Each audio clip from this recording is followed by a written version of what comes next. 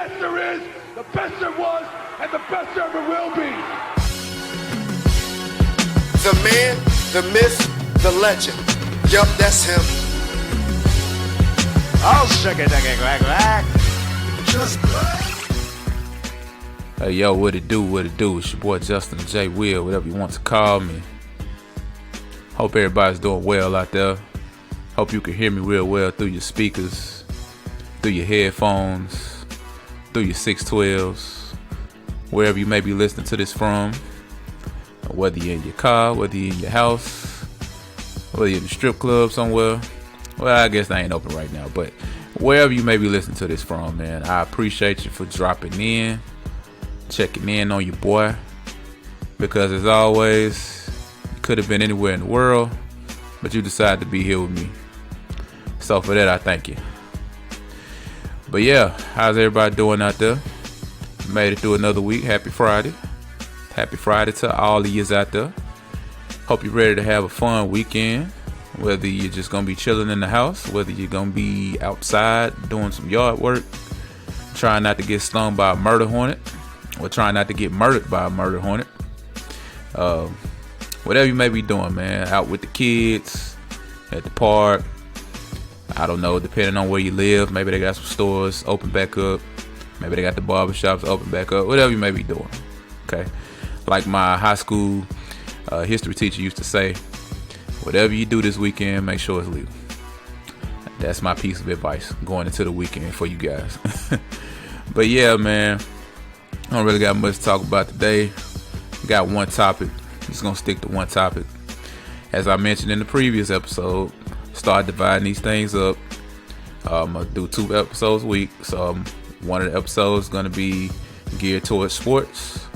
Another episode is going to be geared towards current events. So it could be something in the news. It could be like pop culture. Or it could just be something I want to talk about. It will not be sports related. So that's the plan. That's what I'm sticking with. And that's what I got for you guys today. So the topic for today is going to be Ahmaud Arbery, the brother who got gunned down by 2 white supremacists in Brunswick, Georgia, back in February. So they released the video, and I think as of, I don't know, 2 or 3 hours ago, they actually got charged. The 2 guys who did it, who did the lynching, who did the murder in broad daylight, they ended up getting charged. So I'm going to talk about that and the unfortunate reality of being black in America. But before we get into that, I guess I'll provide a little comic relief. Well, it's not really funny, but it's serious. Y'all really need to chill out with this texting and driving, because y'all getting outrageous. Okay, I ain't been sit up and say I'm perfect. I'm not perfect at all. You know what I'm saying? But y'all just don't care anymore. It seems like over the past couple weeks when I've been out, whether going to the grocery store or like I've actually been going to the office this week, so I'm on the highway a lot more, and y'all just don't care. I don't know whether it's the Rona. I don't know whether it's being inside. I don't know. But it seems like y'all just really just don't care anymore. I mean, y'all ain't even trying to hide it. I mean, I saw a dude. He was literally like, he had his phone up to his face like the Kappas do when they doing their little stroll. Like, y'all know how the Kappas do their little stroll or whatever. And then they I guess they holding the mirror up to their face. Like, that's exactly how he was doing it. Like, he was putting on makeup or something. Like, he had the mirror open and he was doing his makeup. He had it directly up to his face while driving. That's crazy. Y'all just don't even care, man. Y'all ain't even trying to hide it. Remember back in school, high school, when we had our phones and we would at least put the phone down? Like, I remember we used to put the phone down like near our knees, near our legs, to kind of hide the phone and try not to look so suspicious. Or we would use somebody that was in front of us as a shield to kind of shield ourselves from the teacher so they wouldn't see us. Wouldn't see us with our phones out. But man, y'all don't care. I mean, highway patrolman can see you. I can see you. Your mama can see you. Stevie Wonder can see you. Y'all just don't care. And that just reminded me of this commercial. And I swear I'm going to hop back into the real topic, man. But I just wanted to get this on my chest. But I'm pretty sure this was pretty regional, but it was actually a pretty cool jingle, man. Dexter McCluster, Cellular South, Don't Text and Drive. I'm finna let him set it off for y'all, and then we're gonna get into the real topic, but I'm gonna let him set it off for y'all real fast. It's DMC and I'm serious, so listen up, cause I got a story to tell. When you're on the road, don't LOL, cause it's real. Keep both hands on the wheel. This is not a game or really not a test, cause in the blink of an eye, it can be your last breath. When the world keeps spinning and you wanna be around, shut it down. Don't text and drive. If you wanna stay alive, don't text and drive. If you wanna stay alive, don't text and drive. Did y'all hear what he said? He said, don't text and drive if you want to stay alive. So that means put the phones down, concentrate on the road, save a life. Could be yours, could be somebody else's. You never know. And shout out to him for that commercial, because that commercial is probably like 10 to 12 years old. I think Dexter McCluster made that when he was at Ole Miss. So I'm pretty sure if you didn't live in Mississippi at the time, you probably don't even know where the hell that commercial even came from. I'm pretty sure it's a super regional commercial, because the people who sponsored the commercial, it's a super regional cell phone provider. So good times back when things were simpler. But regardless, the message still stands. Don't text and drive. So let's hop into this main topic, man. Let's get into it. This morning, the video drawing international attention. Ahmaud Arbery, who's African-American, is seen running on a Sunday afternoon in February in Brunswick, Georgia. Gregory McMichael and his son Travis, who are white, are in a pickup truck ahead, both armed. Travis fires a shotgun and kills Arbery. According to a police report, the father, Gregory McMichael, said there had been several break-ins in the neighborhood, and a man he viewed as the suspect was running down the street. He and his son grabbed their guns and went after him, thinking he could be armed. McMichael also said Arbery began to violently attack Travis. Arbery's mother says her son was just out for a daily jog. He was into fitness, and that's just something that he did. That's something that he enjoyed doing. An attorney for Arbery's family says he was unarmed and tried to avoid the truck. He says there's no evidence to suggest Arbery was committing a crime. Georgia does have a statute allowing citizen arrest. However, you must personally observe the crime. So it can't be you believe that someone may have committed a crime in the area in the recent past. Supporters of Arbery's family have organized protests. LeBron James, Viola Davis, and Wanda Sykes among those voicing outrage.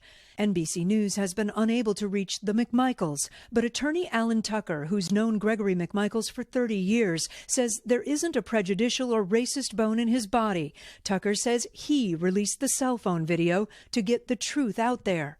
Two prosecutors recused themselves because of connections to the McMichaels, one of them from Waycross County, writing he thought their actions were perfectly legal, and Travis McMichael was allowed to use deadly force to protect himself after Arbery allegedly initiated the fight and grabbed his shotgun. On Tuesday, the DA, now responsible, called for a grand jury to consider criminal charges. But because of coronavirus closures, that can't happen until June. What pains me the most is that he was killed, but then the authorities, they let me down.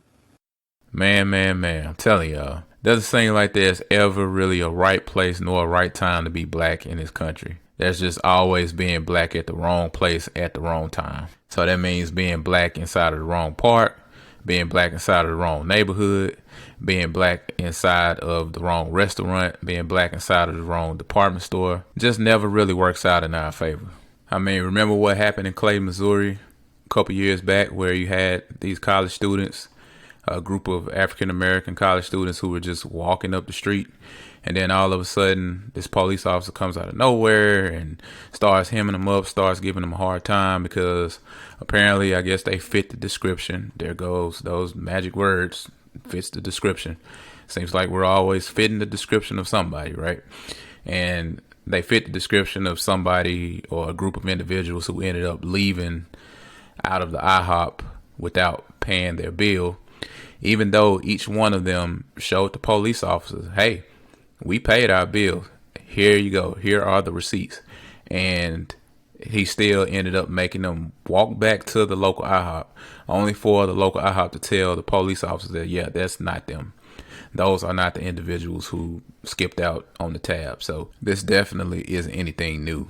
Regardless of whether it's anything new or not, it's still sad to see, and it still doesn't make it any easier to stomach, because to me, it's just a sad story all the way around. I mean, the family has lost a loved one because of this violent act, because of this hate crime. And I know the mainstream media won't call it that, but I'm going to call it a hate crime, because I don't care what anybody say, man. You see somebody that you don't like, and then you hop in the whip and you chase them down and you shoot them. I mean, how is that not a hate crime? How is that not premeditated murder? That's just the way I see it. It's no different than me hopping in a truck and going out into the woods with a crossbow, a rifle, and a pistol or something. Like, what do you guys think I'm about to do? Just by saying that, what do you guys think I'm about to do? Of course, I'm about to go out there and hunt. I'm about to go out there and kill something. I'm not about to go out there and exchange pleasantries with the bumblebees. I'm not about to go out there and exchange pleasantries with the rabbits. I'm about to go out there and try to hunt something. I'm trying to hunt Bugs Bunny. I'm trying to hunt the deer, or trying to hunt whatever. Okay? So the fact that these guys did that, man, that's crazy. That's crazy. And I'm going to tell y'all this right here. And you heard it here first on the T-Truth. I've always said this, bro. It's two types of cops you do not want to run into. You don't want to run into the super cop and the wannabe super cop. Okay? What's the super cop? Y'all know what the super cop is. It's the cop, real cop, who really takes his job very seriously. Uber serious. Ain't no such thing as talking him out of a ticket. Ain't no such thing as a warning. He catch you doing something wrong, you're paying for it. And you're going to overpay for it. He's the guy that's constantly trying to meet quota and trying to exceed quota, right? He's trying to give out all the tickets. Ain't no such thing. Hey, look, if you're going 61 in a 60-mile-per-hour zone, he going to give you a ticket. He ain't letting up. He's the super cop. Super cop, always trying to be in the picture, gonna write you up for anything, trying to get officer of the year, trying to get officer of the month, trying to get that plaque on his wall, trying to get that next promotion. He'll stop at nothing to get it. You don't want to run into that guy, and you really don't want to run into the wannabe super cops. So the wannabe super cops of the world are like George Zimmerman. You don't want to run into them. They're usually the cops who aren't even really cops. They're like civilians who want to be cops, which was the situation here. You got these two guys who basically tried to take the law into their own hand, even though there's no proof that any law was being broken. There's no proof that any law was being broken here. So they didn't see anything happen. They didn't see him break into a house. They didn't witness him break into a house. They just thought that, hey, this guy looks like he probably was the one breaking in the house. So let's go chase him down with a shotgun. It's a perfect time to chase a black guy with a shotgun, because we think he may have done something, even though we don't know for sure whether he did or not, but we think he did. Okay. So those wannabe super cops, you don't want to run into them. You do not want to run into the wannabe super cops. The George Zimmermans of the world. Remember the Markeis McGlockton story down there in Florida? He ended up getting killed by a wannabe super cop. He wanted to be a super cop. It was a white guy, and just to give you guys a little background on the story, in case you don't know about it, you had Markeis McGlockton, and he was a black guy, and they ended up going to this store. It was him, his wife, and his kids. I can't remember whether it's multiple kids or just one kid. But anyway, they went to the store, and they ended up parking in a handicap spot.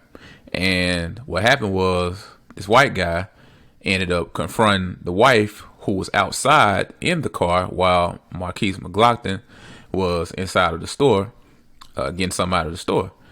And so they ended up getting into an argument or whatnot. And then Markeis McGlockton comes outside and he goes into boyfriend mode. He goes into protector mode, which I don't think anybody can fault him for doing, right?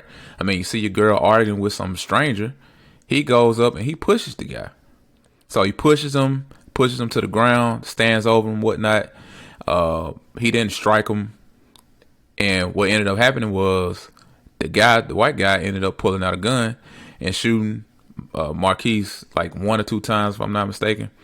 And he died. So he ended up dying behind it. this was another case of somebody trying to take the law into their own hand. I'll give you another story. Happened up here not too long ago, last year.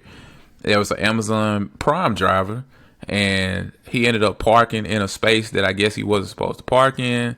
And here we go again with these wannabe super cops. You know who they are. They're the neighborhood watch guys. They're the police academy, citizens police academy.